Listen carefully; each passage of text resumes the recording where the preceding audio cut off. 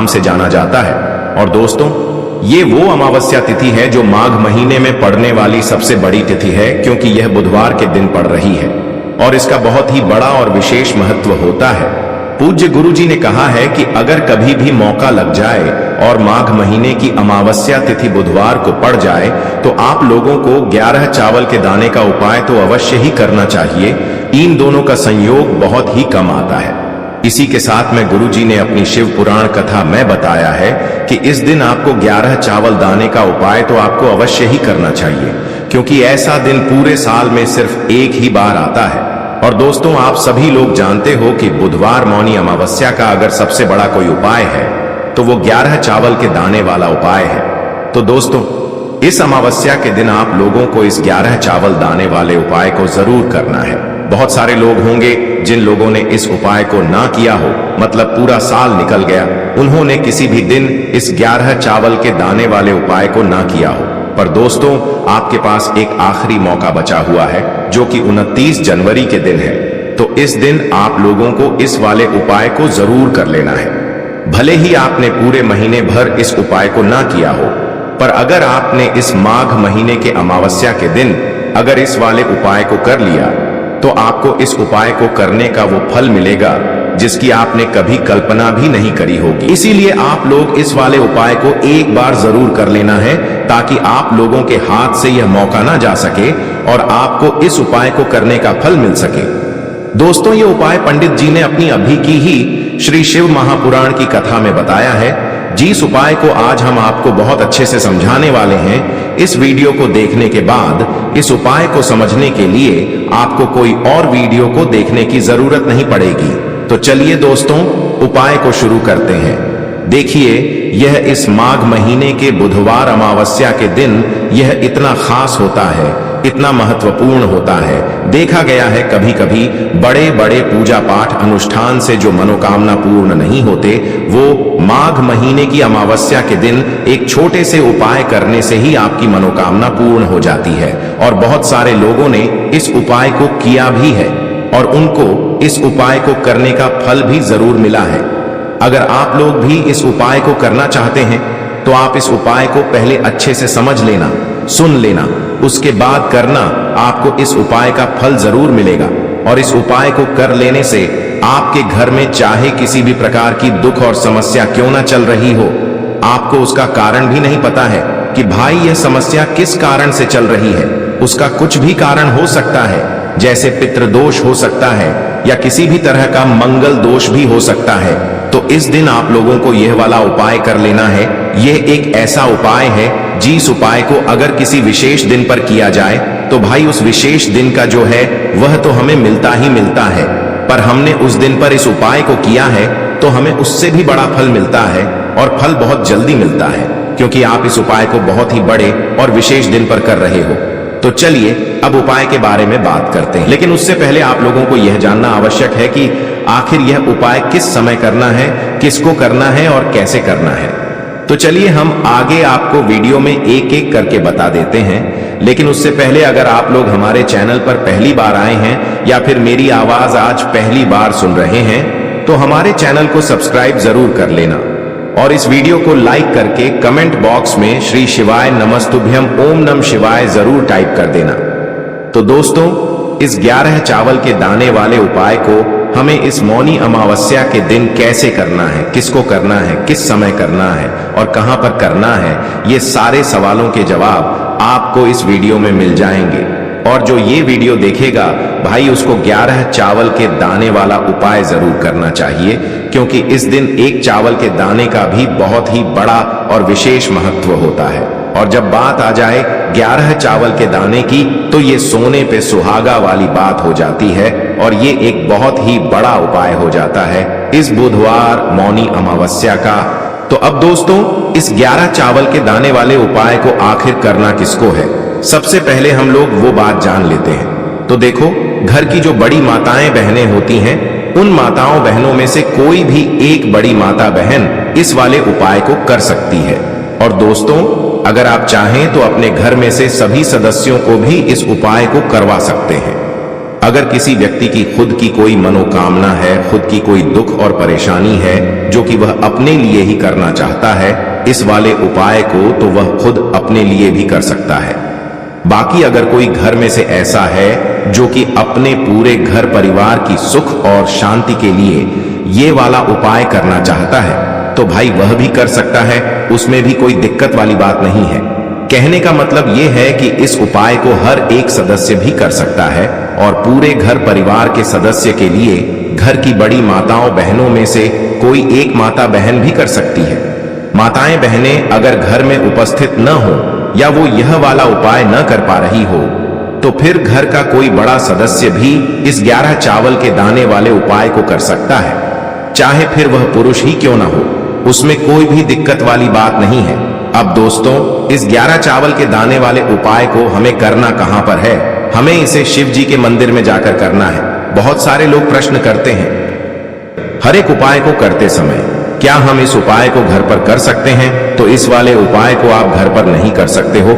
इस वाले उपाय को करने के लिए आपको शिव जी के मंदिर ही जाना पड़ेगा। उसके बाद में दोस्तों जो अगला प्रश्न निकल कर आता है वो यह आता है इस उपाय को लेकर कि आखिर इस उपाय को हमें किस समय करना है, सुबह के समय करना है कि शाम के समय करना है? तो देखो, इस वाले उपाय को आप लोग सुबह के समय भी कर सकते हो और शाम के समय प्रदोष काल में भी कर सकते हो।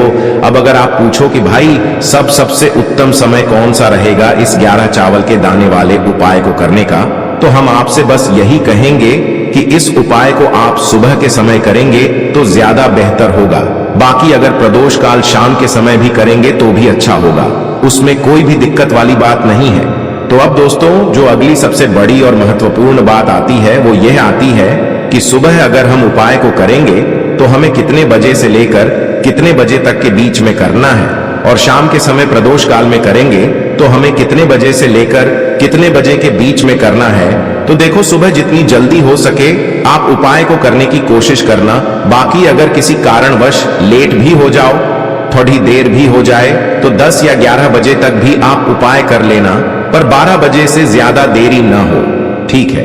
इस बात का ध्यान रखना। उसके बाद में दोस्तों अगर शाम के समय प्रदोष काल की बात करें, प्रदोष काल का जो समय होता है वो शाम के 6 बजे से शुरू हो जाता है। मतलब शाम के 6 बजे से लेकर 7 बजे के बीच का जो समय होता है ये समय प्रदोष काल का समय होता है। पर अभी जो मौसम चल रहा है इस मौसम में जो है शाम बहुत देरी से होती है, तो आप इस उपाय को 7 या 8 बजे के बीच में भी कर सकते हो। मतलब शाम के 6 बजे से रात 8 बजे के बीच में आप कभी भी इस वाले उपाय को कर सकते हो, उसमें कोई भी दिक्कत वाली बात नहीं है। अब दोस्तों यहां पर इस उपाय को लेकर एक और सबसे बड़ी बात यह निकल कर आती है कि इस 11 चावल के दानों को हमें लेना कहां से होता है और हमें इस उपाय को करने के साथ में क्या और कुछ भी सामग्री ऐसी होती है जो शिव जी के मंदिर लेकर जानी पड़ती है। तो देखो यहां पर हम आपको बता दें, सबसे पहले आप लोग ये जान लो कि यह जो 11 चावल के दाने वाला उपाय है, सिर्फ और सिर्फ आप उपाय की सामग्री लेकर कभी भी शिव जी के मंदिर मत जाना, क्योंकि हमें भगवान के सामने यह नहीं दर्शाना है कि अगर हम भगवान शिव जी के मंदिर आए हैं तो अपने फायदे के लिए आए हैं। तो इसलिए जो भी पूजन सामग्री है उपाय सामग्री है, 11 चावल के दाने, इसके साथ में आपको पूजन सामग्री भी जरूर लेकर जाना है। देखो, अगर सुबह के समय उपाय कर रहे हो तो सीधी सी बात है, 1 लोटा जल तो आप लेकर जाओगे ही जाओगे। वही 1 लोटा जल अगर मिट्टी का जल हो तो बहुत अच्छा रहेगा। मिट्टी का जल कैसे बनाया जाता है इसके लिए हमने पहले से बहुत सारी वीडियोस बना दी है। आपके पास इस दिन एक आखिरी मौका रहेगा मिट्टी का जल शिव जी पर चढ़ाने का और उपाय को करने का। बहुत बड़ा आपको इस दिन फल मिलेगा, तो इसलिए इस दिन हो सके तो भाई मिट्टी का जल चढ़ाना, तो अपने साथ में कम से कम 1 लोटा जल तो आपको लेकर जाना ही जाना है। अगर मिट्टी का जल नहीं है तो घर का जल भी आप इस्तेमाल कर सकते हो। इसके अलावा जो भी पूजन सामग्री है, देखो 11 चावल के दाने ये अलग आपके रहेंगे और जो आपकी पूजन सामग्री रहेगी वो अलग रहेगी। पूजन सामग्री में आप जो भी चीज लेकर जाना चाहे वो लेकर जा सकते हैं, उसमें कोई भी दिक्कत वाली बात नहीं है।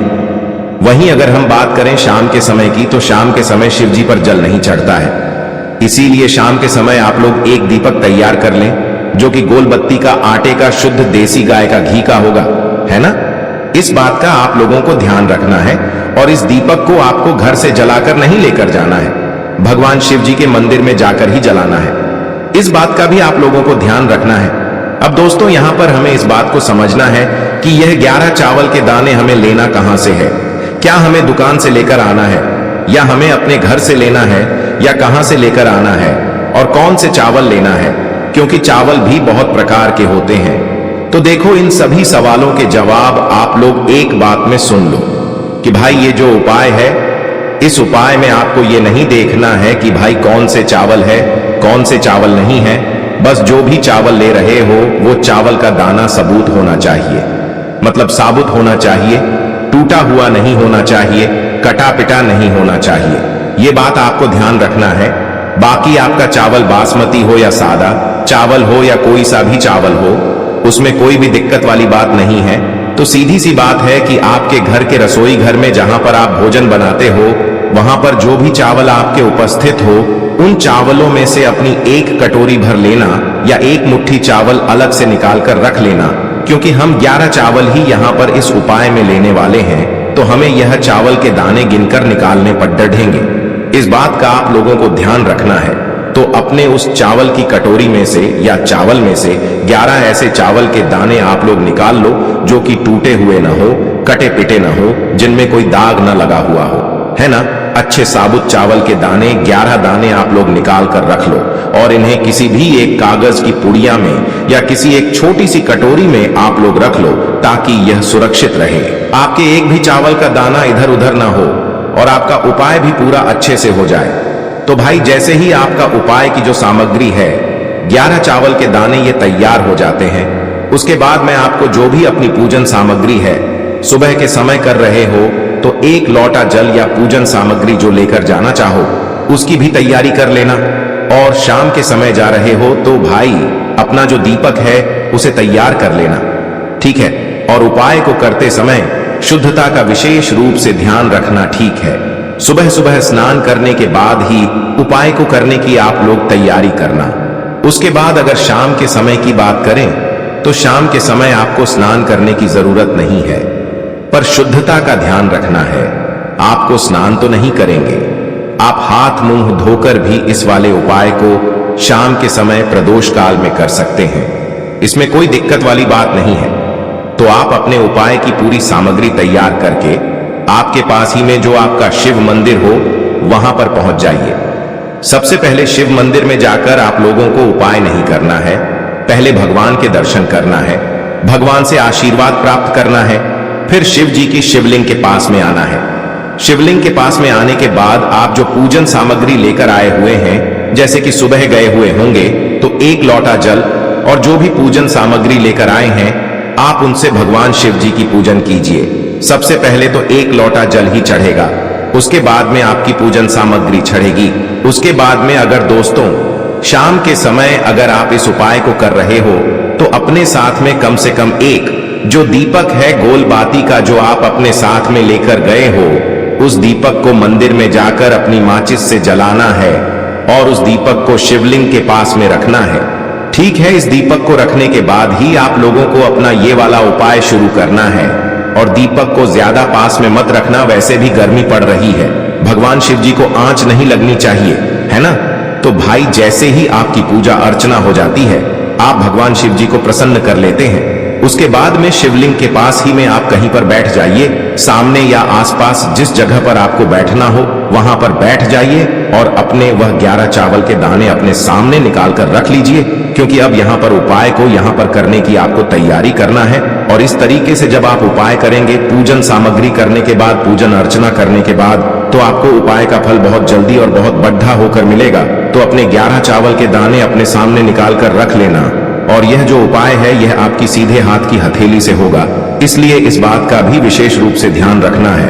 तो सीधे हाथ की हथेली का प्रयोग करके ही आप लोग अपना इस वाले उपाय को करना। अपने सामने जो भी आपकी कागज की पुड्डियां है उसको खोल कर रख लो, या कटोरी है तो भाई उसे अपने सामने रख लो और अपने वह 11 चावल के दाने निकाल लो, ठीक है? उसके बाद में दोस्तों अब आपको क्या करना है कि शिवलिंग आपके सामने होगी, तो आपने वह 11 चावल के दाने एक एक करके आपको शिव जी के शिवलिंग के ऊपर चढ़ाना है। कहां पर चढ़ाना है? शिवलिंग के ऊपर चढ़ाना है और कहीं पर भी नहीं चढ़ाना है। आपको अपने हथेली से तो शिवलिंग के ऊपर चढ़ना है, भले ही फिर वो अपने आप जलाधारी पर गिर जाए या मतलब वहीं पर गिर जाए, उसमें कोई दिक्कत वाली बात नहीं है, पर आप चढ़ाओ शिवलिंग के ऊपर ही। तो आपको क्या करना है? अपना पहला चावल का दाना उठाना है, श्री शिवाय नमस्तुभ्यम बोलना है और शिवलिंग पर चढ़ा देना है। इसी तरीके से दूसरा चावल का दाना उठा है, शिवलिंग पर चढ़ाना है और मंत्र बोल देना है। और फिर तीसरा चावल का दाना उठाना है, श्री शिवाय नमस्तुभ्यम बोलना है और चढ़ा देना है। इसी प्रकार से आपको पूरे 11 चावल के दाने एक एक करके शिव जी के शिवलिंग के ऊपर चढ़ाना है और भगवान से प्रार्थना करते जाना है। मतलब प्रार्थना तो आपको आखिरी में करना है, पर हर एक चावल के दाने को चढ़ाते समय श्री शिवाय नमस्तुभ्यम जरूर बोलना है।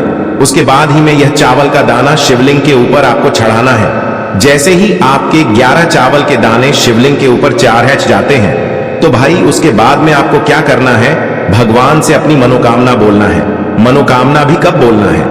जब आपका 11 चावल का दाना आपके सीधे हाथ की हथेली में हो और आप उसे चढ़ाने के लिए जा रहे हो। श्री शिवाय नमस्तुभ्यम बोलकर उस आखिरी चावल के दाने को शिवलिंग के ऊपर चढ़ा देना और भगवान से फिर अपनी वह मनोकामना बोल देना, जिस मनोकामना के लिए आप लोग अपना यह वाला उपाय कर रहे हो। जिस भी दुख और परेशानी के लिए आप लोग अपना यह वाला उपाय कर रहे हो, उसके बाद में जैसे ही आप अपनी मनोकामना बोल देते हो, आपका यह वाला उपाय पूरा हो जाता है। पर दोस्तों, उपाय को करने के बाद आप लोगों को 2 मिनट भगवान शिव जी के मंत्र का जाप जरूर करना है और मंत्र का जाप करने के बाद भगवान से एक और बार प्रार्थना करना है अपनी मनोकामना के लिए या अपनी जो भी दुख और परेशानी है उसके लिए। इसके बाद में आप लोग भगवान को देखकर, भगवान से प्रार्थना करके, उनसे आशीर्वाद लेकर वहां से उठ सकते हैं और अपने घर पर जा सकते हैं। बस दोस्तों, यहां पर यह वाला उपाय पूरा हो जाता है। इस तरीके से जो भी व्यक्ति छोटी छोटी चीजों का ध्यान रखते हुए इस 11 चावल के दाने वाले उपाय को करेगा, निश्चित सी बात है उसे उसकी मनोकामना जल्द ही पूर्ण होगी और जो भी दुख और परेशानी है वो भी बहुत ही जल्दी दूर होंगे।